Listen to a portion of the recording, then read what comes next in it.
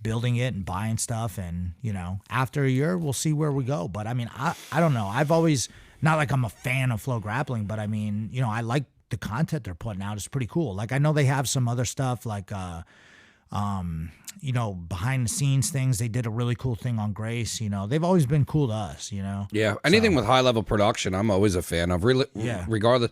Sometimes I'll watch like the embeddeds or the countdowns, even with the UFC, just because it's shot so awesome. And it's like, oh man, they're like really selling. I mean, the WWF did it back in the day when they would do like the small pieces on like what Snuka. They had them like out in Hawaii on the rocks, but they sell you the idea of, and that's how you know, I learned from watching that stuff is you get people to emotionally purchase things. Exactly. It's like, you know, we have a commercial coming out next month for the new Working Class t-shirt, and we're highlighting Luke Delmeyer, but it's like that whole thing is like the first step into like learning high production. Yeah.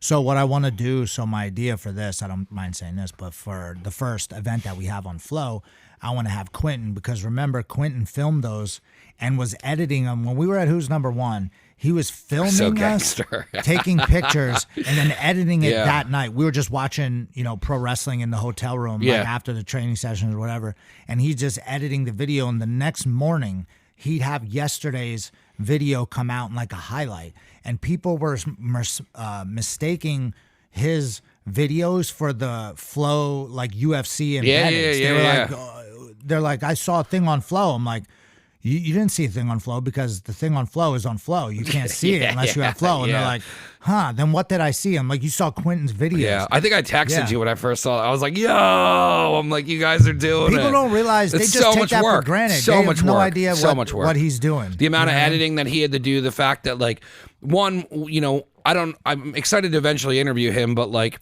you know, he's probably picturing this in his head while he's shooting it, that's hard to capture that. But now that he can capture that, then you have to think about how you're going to edit it. And then like, you gotta be like uninterrupted and like simultaneously be picturing this stuff. And then literally in that moment, because if you go out of it, you're not going to want to edit, because editing it's a motherfucker. And if you're not in the mood to edit, you don't fucking edit. So like for him to do all that, then get back to the hotel, sit down, crush it, and then drop it the next day. I mean, see, some people don't give a shit about it. I saw all that, and I was like texting you like, yo, like I think I might even texted Quentin like, it's gangster that he did that. Yeah. Also, fuck Instagram.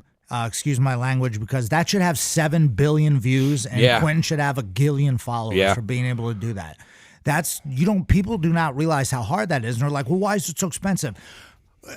Someone's got to get paid, and no one knows how to do that. And it's not even and the better equipment that you have is easier to edit all that stuff. You can't do that shit on an iPhone. No. And you can also be the guy that can visually, you know, like you can't, like that Kanye West thing, the way they edited that was dope. Team Ye. Yeah, and Kanye though, but like you can't be like, the reason why why not everyone is Kanye West is because he in his mind and ears, whether he's whatever you think about him, is hearing this old samples and being able to take that, cut it up, slow it down, show up to Jamie Foxx's house and be like, I got a song for you, but I need you to sing it. And then he does it and he goes, no, not like that. Do it like this.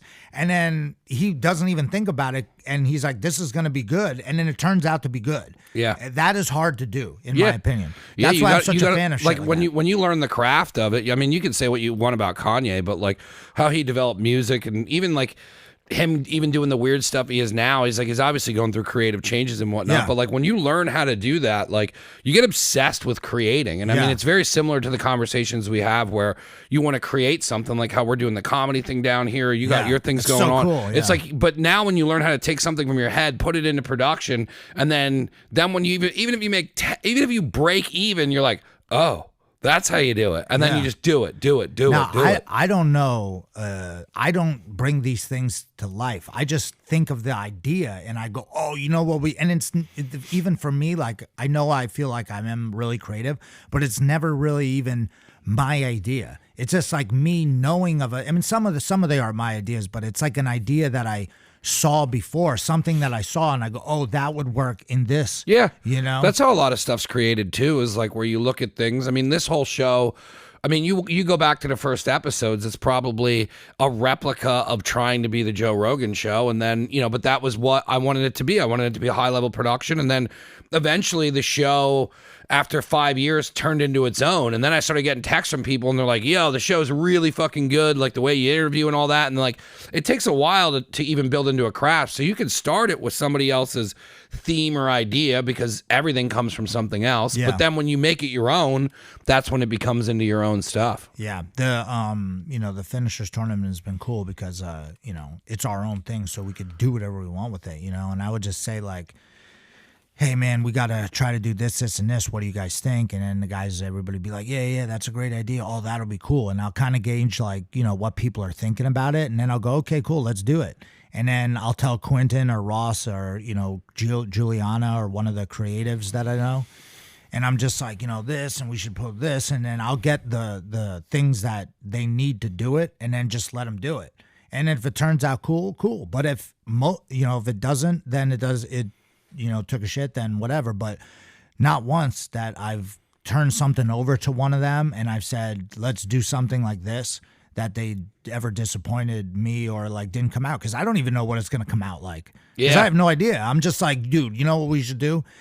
We should start filming, like, we should put up those lights that we have, put the banner up, and just have dudes cut promos like WWE. Again, not my idea, but let's throw the WWE. Instead of doing, like, everything where everyone sits down and goes, I'm going to be the best because, I'm going to prove everybody. Just go on there and cut a promo. And some of the guys really leaned into it. You know what I mean? And some of them are fun. Yeah, but now maybe we'll do another one or two of those at this event, but we're not going to do that every event, though, because we've already done it, and it was cool. We'll go away from it, do some other shit, and then come back to it later, and then it'll be like, oh, remember when they were doing these? They did those again, That's kind of what I want to do, So, and just constantly switch it up and be different, all the different, like when I send in like all the different names of the tournaments and the events that we're doing. The guys were like, cool. Like, they were probably interested. Like, what's the next one event you're doing? I'm like, the Survivor Series 2. Like, because I mean, this is all what you did the previous years. It's not. Yeah. Survivor Series was a hit, dude. That was our most ever viewed finishers tournament. Where did you do that at? That was at Matrix Performance Gym in Allentown. Was that the one with the wrestling? It had a wrestling room, and then the weights and stuff. Yeah. That was cool. Like, it was on the turf. We moved all the weights out, and we just threw the mat down. We had a bunch of super fights, and then we had the team tournament. Yeah. I went to that. Yeah. Yeah, that's the one that I had to compete in because everybody kept dropping Is that the one out. that you retired at? Yeah. That was fucking crazy. So there was like weight equipment everywhere. It was like, I'm trying to think of the old pit fighter from fucking Genesis. It was like, well, that was cool when we were going to different venues. Now I love that. It had such a cool feel to it. That place was cool. Yeah. And all of them had different feels, but it literally was like background levels like Tekken and like different stuff. Yeah, and there were people it was like the black wall and everything. Like, people will never forget that one. And just because of it was when you did the teams. Yeah. And so you're bringing that back, the team one? Fuck yeah. So we'll do that. Like, so now with this, like, we'll do the team one once a year. We'll do the all women's event once a year. So that takes out 2 months right there. Yeah. So you got 10 months. Like, what other ones are going to do? We do the EBI brackets, so that way we do the qualifiers for the Emerald. We have the Super Fight Series, which is basically like this weekend is just to promote a bunch of. We still have got like Kyle Myers, like I said, is defending his title. So we have a guy defending one of the titles that guys want to have the title, but they don't have to defend it every time. Like, so maybe the next one we'll have some super fights and those guys can defend the titles. But Kyle's like, he'll hit up Andrew like, yo, I want to defend my title. Hell yeah. Like, all right, he's back. So we got another guy, Sergio, who's been in a bunch of times, a finisher's veteran. And then I got Goop Ice hit me up like, yo, I'm the #1 contender for that heavyweight title. That's so much fun. Yeah. But it makes it fun. It's not just a regular tournament anymore. Now it's like the guys are excited to do it, and then you have like the WWF vibe to it, and then it's cool watching it turn into its own thing from when you guys were just going down to Jersey at the Brothers Gym and trying to figure everything out to the point now where it's like, you have people wanting, like, that's so cool that like it's not just a thing anymore. It's like people are like, no, I want to defend the fucking title, but Yeah, I know, like yeah. you made it that way. You know what I mean? Because you were like, oh, we'll get a belt, and then they keep it, and they got to defend it, and like Yeah. you only get it like this way, and that's cool. Yeah, and then like if we ever go do a tournament in Maryland, like we could have a title defense down there or whatever. Yeah. The guys want to do it. That's cool. And then, you know, every time they do it, it's like another set of pictures, videos. Yeah. You know what I mean? Then how about when you lose the title, then you can get it back. So then we'll have like two time. Two times. Then you Someone have, like, better do that. You know, it's like undefeated shit too, where it's Yeah. like, you know, who's holding the belt the longest, and it's like now you have. It's not just a record; it's you have that physical belt, and it's like now you're like bringing like entertainment and like.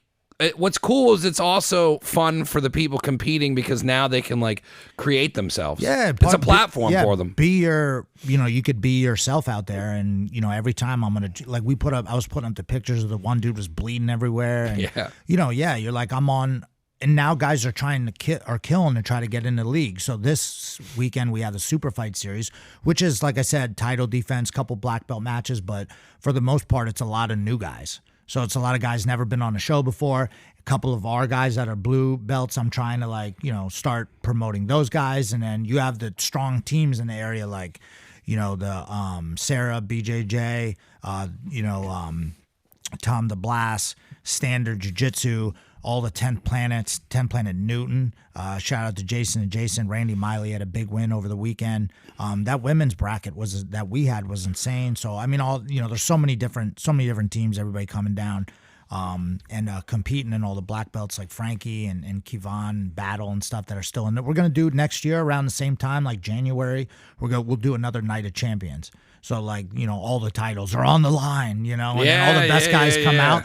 And then now that we have more of a budget, we can, hey, every title win is, you know, whatever, a couple $100 or, you know, hey, even if you got $100 and we provide the pictures, what we've always done, we provide the pictures and the video usually to you for free. Now, Flow has been cool and they've allowed people to put up like their highlights and stuff from the matches, as long as you don't put up the whole match. Yeah. Which is, we don't do that anyway. So what's the difference? You know, so I'm just really excited, man. I'm glad that those guys, like, shout out to Ricardo Amendolia for taking a chance on us and really trying to bring us on board. And, we're excited to see what we can do. You know, it's like collaborating with another artist. You know what I mean?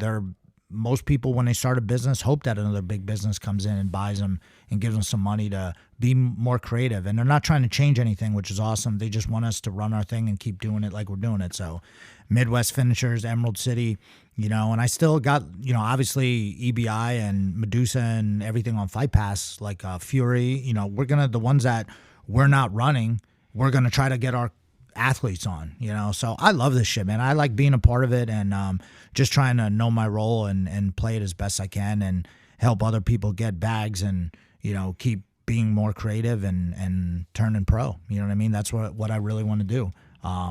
So yeah, it's been a cool journey, and now I have other ideas to, you know, right away. I mean, this is just, I still have a lot of work to do and going to make sure we deliver everything we said we were going to do. Be a man of my word. But then also I have immediately another idea. I told you about two ideas. I was telling you about the one thing, you know, that I dropped with my boy, you know, which nobody's doing. No, and then I can't talk about that one because then people will definitely, people will steal that easily. Because, that's going to be stolen. Yeah, and I'm gonna first month he put it out. I feel like it has to. I feel like some of those guys, like Craig Jones and even FloGrappling, like the way they're doing stuff, like I feel like they're kind of on the path to do it. Like not exactly like how I'm talking, but they got the right idea, but they're not. It's not the thing that I'm thinking of. So we'll see. Hey, maybe I don't make any money on it, but whatever. I tried. And then the second other thing is just right away, I feel like I can replicate the same thing with the tournament in another facet that I also kind of don't want to talk about, you know, but I feel like it could be another wide open area that we can definitely get involved in and you know, do it legit and see where it goes, you know. So, you know, I feel like it's just rinse and repeat with some things. It just took a long time. Like we've had 15, 20 events to get it popping. So, you know, what else is going on? Just, man, my life has been really awesome. Just having a son and everything. It's crazy, man. Like taking care of him. His name's Lorenzo, and he's gonna be 9 months old soon, in like 2 weeks or whatever. So, man, it's just wild ride taking care of him, and all the stuff I do now is for him. So I want to make sure like I have something to either leave him or I create enough, capital that I can take care of myself and him forever. You know what I mean? So, and I'm probably not going to ever be a millionaire, but I'm going to keep working on things, and hopefully one day I can just, retire, especially from this situation, with being in mixed martial arts and jiu-jitsu and stuff. Like, you can't do this shit forever, so you got to set yourself up at some point to where like you can just kind of relax and teach and let other people, here and there, and let other people kind of run shop, and let other people take over, which is hard to do, but that's kind of the goal one day, to move into the woods of Vermont, you know what I mean? And with my wife, and who knows, you know what I mean? That's kind of what I want to do. But for now, I got a lot of work to do, and I want to keep pushing it. I don't think I'm going to be, one of those like being like, 60 years old, still teaching jiu-jitsu. I don't think that's going to happen for me. I think I'll be bionic by then with new hips and knees and everything. So, I'm just going to keep working out, and I love training right now. So as much as I can, I'm going to do it. Like, I'm only rolling like two times a week right now. Like, I'm definitely doing strength conditioning to keep my back strong and everything with the scoliosis. But I mean, overall, I feel like I got my health in order. Like, I still got to get these headaches that I get every now and then checked out, but I just feel like good. You know what I mean? It's the first time that really in my life, I'm 38 years old, that I feel like, like I got a good grasp on my body. Like, because of my wife, I'm eating healthy. I'm drinking, I'm drinking a beer right now at 10 o'clock in the morning, but I drink like one beer a day. Yeah. Like, I'm not really drinking a lot, which is good. I don't take any really medications. I'm taking supplements. Shout out to Earth Fed Muscle. So CBDs, stuff like that. I don't know. I just feel good. So I want more people to feel like this, man. So holla at your boy, finishersmma.com. Come through. You got Paban Primal. If you're not ready to do jiu-jitsu yet, you can start working out. We got a gym in the back. There's tons of people, at the gym you can look up to, get in better shape, all that stuff. So, and it's not just about just being in physical condition, but that'll help. That'll really help you, but, get your diet right, your gut, stomach. It's hard to do. Drink more water, stuff like that. It's things I'm still working on every day, man. I'm like, I got a lot of work to do on myself, but like I said, just getting myself a little bit healthy made a long way. And the reason why I want to do, one of the main reasons why, is not just because, you don't give a fuck about yourself a lot of times, but like I said, now I have a son I got to be here for. I got responsibility, so I got to make sure I can, last as long as I can. So, man, everything's going good, man. So just got to keep it going. I know there's going to be bad stuff, but it's like, you just got to keep your head down, keep grinding in the trap. So I don't know what else, man. That's pretty much all I got right now. Just wanted to talk about the tournament, talk about that. The school, like I said, is doing great. Summer's coming up, So nice yesterday. Yeah, I can't wait for that, man. The warm weather always, vitamin D really, COVID disappeared, which is awesome. Yeah, that's gone. I tried calling him a few times. You don't pick up, don't return any of my calls. So what are you going to do, man? It's got to keep going. So, I love you guys. Thanks for listening. And anybody want to look me up, just hit me up on the gram. Other than that, have a great rest of your week, month, year, whatever you're doing. Peace.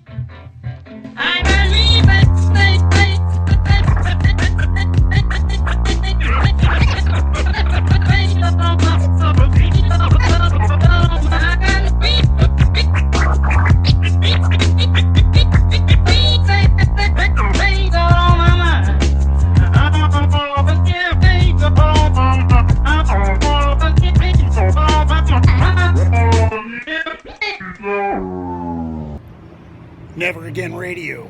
Get into it, brother.